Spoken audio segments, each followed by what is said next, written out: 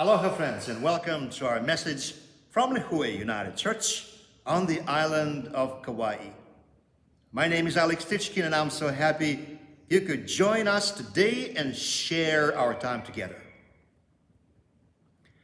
When I learned that I'd be moving from the mainland to Hawaii, I decided to hit the ground running and prepare beforehand as much as I could. And so I memorized a few local phrases. I educated myself about local food. I read about touristy places to avoid and took advice about the do's and the don'ts for the new transplants. I also did my research about the island dress code, and in the beginning of January, with about a foot of snow on the ground in Wisconsin, I drove myself to a big city department store, and there, for the first time in my life, I became a proud owner of 3 amazing Aloha shirts that I still own to this day. The trouble is, in the last 3 years, my collection has grown from the modest 3 pieces to so many that they now cost a small fortune, come in every imaginable color, and fill an entire closet. And Jesus said, "Be on your guard against every form of greed. For not even when one has an abundance does his life consist of his possessions." The more I think about it, the more I wonder if Jesus' words apply to the contents of our congested closets, as well as our possessions, our wallets, and our whole lives. Greed is the 5th sin on the roster of the deadly 7 and is probably the sneakiest of them all. It starts in our minds, infects our hearts, and then triggers our actions. It innocently hides in places like our packed closets and cluttered basements. If unrestrained, it enslaves us and grows to the gigantic levels of a Ponzi scheme, fraud, murder, and mayhem. It masks itself in fancy corporate offices and boardrooms, but also lives in homeless shelters and poor neighborhoods.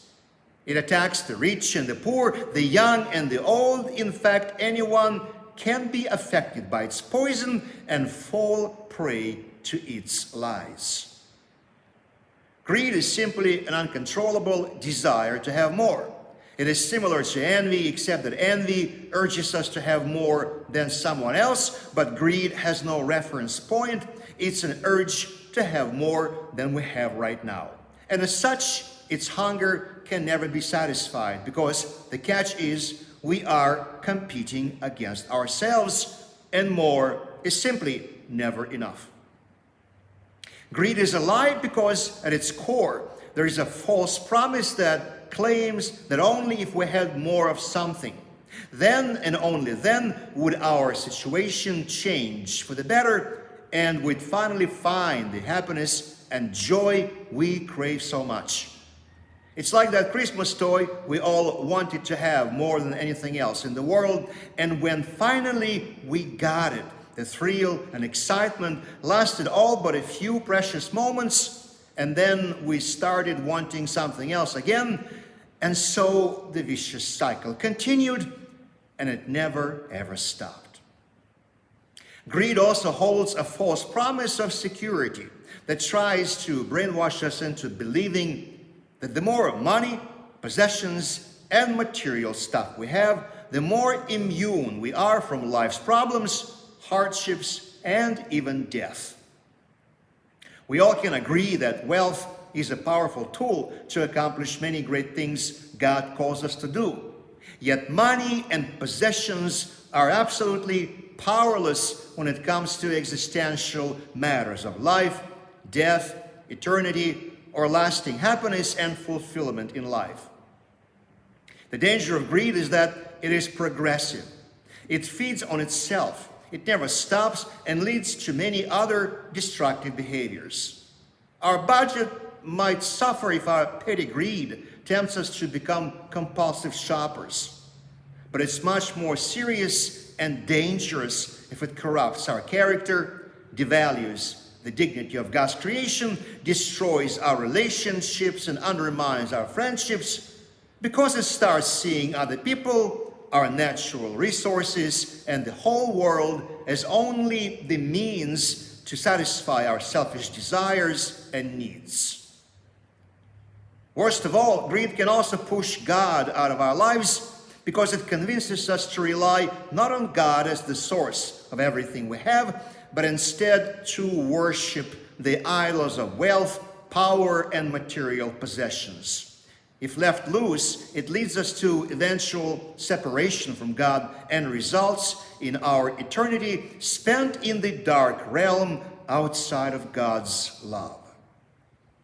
The key to overcoming greed is getting to know God personally, deepening our relationship with Him and seeing clearly that He is our unfailing provider and the source of our eternal security. When we trust God with our lives and experience the gift of God's forgiveness, His gracious love, and His abundant power, our whole worldview changes as well.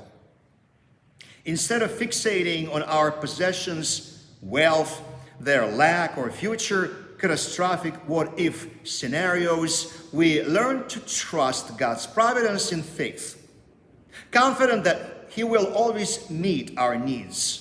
We intentionally declutter and simplify our lives and say no to pervasive greed-inducing consumerism that surrounds us.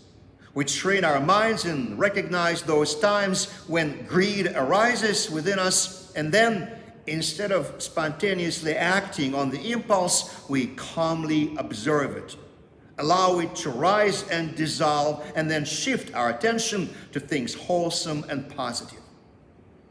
Most importantly, we practice generosity to break greed's stronghold on our lives.